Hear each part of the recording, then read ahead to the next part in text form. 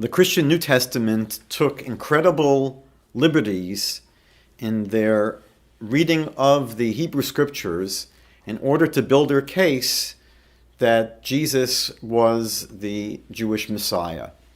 And one of the most incredible misreadings of the Jewish Bible comes from the Apostle Paul in the book of Galatians chapter 3, verse 16. He writes the following: "Now the promises were spoken to Abraham and to his seed."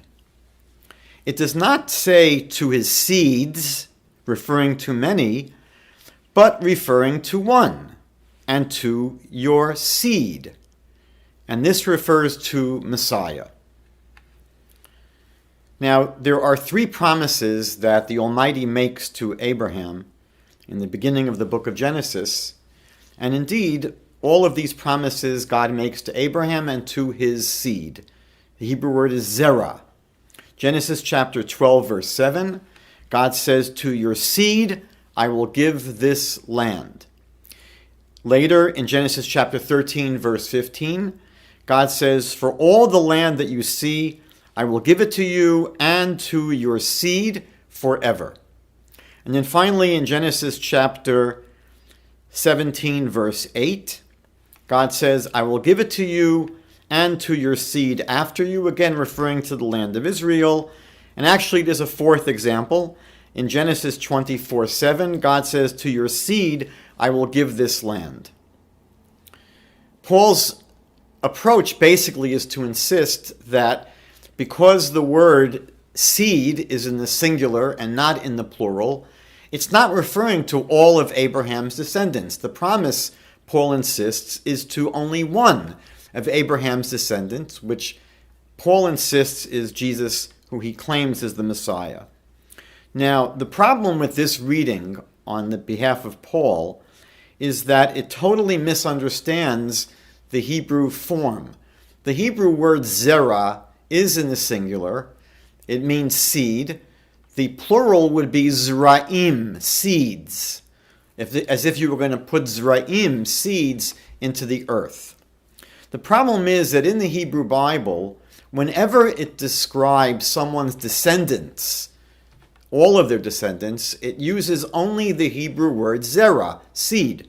For example, in Genesis chapter 13, verse 16, the Torah says, "And I will make your seed as the dust of the earth, so that if anyone can number the dust of the earth, then your seed can also be numbered." Obviously not speaking about one person, it's speaking about the enormity of the descendants of Abraham. And then also in Genesis chapter 15, verse 13, "And God said to Abram, know for certain that your seed will be strangers in a land that is not theirs."